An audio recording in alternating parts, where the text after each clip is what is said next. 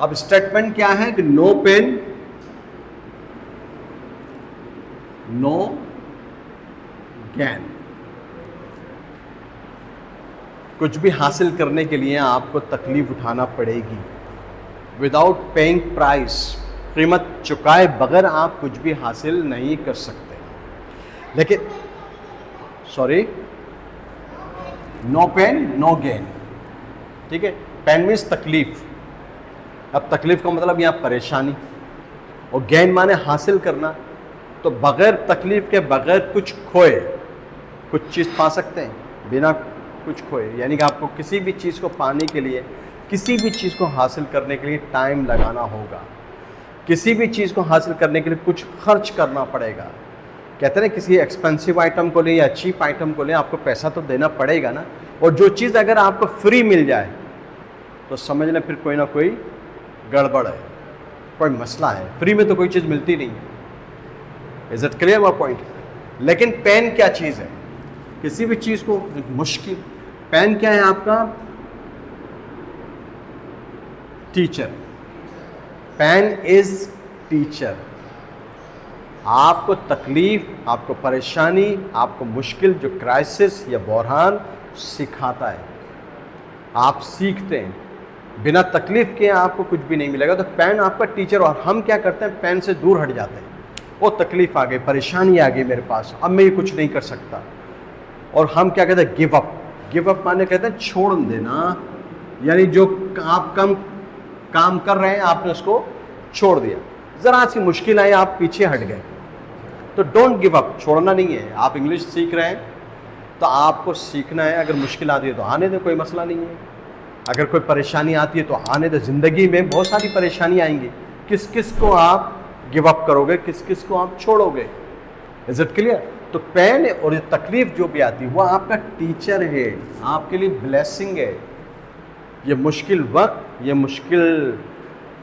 ये परेशानी आपको सिखा कर जाती है। आपको बहुत कुछ, आपको ज़िंदगी के मायने समझ में आ जाते हैं, ज़िंदगी के नशेब व फराज समझ में आ जाते हैं, आप अपने भी समझ में आ जाते हैं और गैर भी समझ में आ जाते हैं। Clear my point? लेकिन हम ट्राई नहीं करते किसी भी चीज़ को हासिल करने के लिए। हम क्यों ट्राई नहीं करते? हमें किस चीज़ का खौफ होता है? हमें खौफ होता है फेयर ऑफ फेलियर।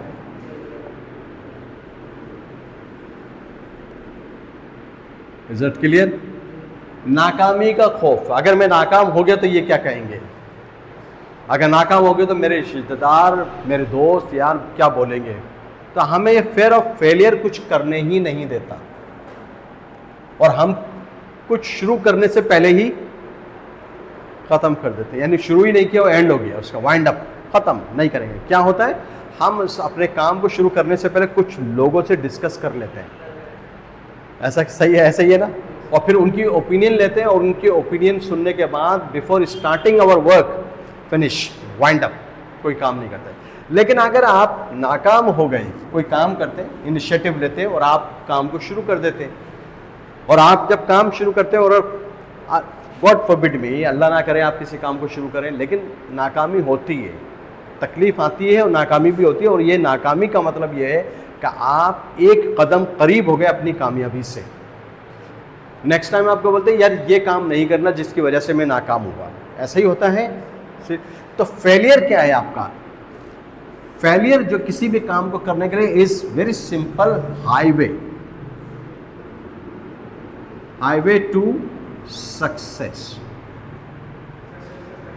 कामयाबी का हाईवे। पेन आप कुछ तकलीफ आपको सिखा रही थी, परेशानी आपको सिखा रही थी, आपने सीखा। नेक्स्ट टाइम आपने कहा कि ये वाली गलती मैं नहीं करूँगा, नहीं करूँगी। और अगर आप कोई काम करने के बाद नाकाम हो गए उसको हासिल करने में, उसको अपने टारगेट को हासिल करने के लिए, तो आपने गिव अप नहीं किया, आपने छोड़ा नहीं। लेकिन उस नाकामी ने, उस फेलियर ने आपको सिखा दिया कि कामयाबी कैसे हासिल करती है। और आप एक हाईवे पे आ गए कि नेक्स्ट टाइम ये गलती नहीं होगी और मैं कामयाबी को हासिल कर लूँगा। तो सिंपल आइडिया और simple lesson for you that no pain no gain. बिना तकलीफ के, बगैर कुछ खोए आप कुछ भी नहीं पा सकते। तो इसका मतलब कुछ पाने के लिए कुछ आपको खोना पड़ेगा, आपको कुछ कीमत चुकानी पड़ेगी। तो किसी भी काम को इस वजह से ना छोड़ दे, फेयर ऑफ फेलियर की वजह से। Clear more point? Thank you.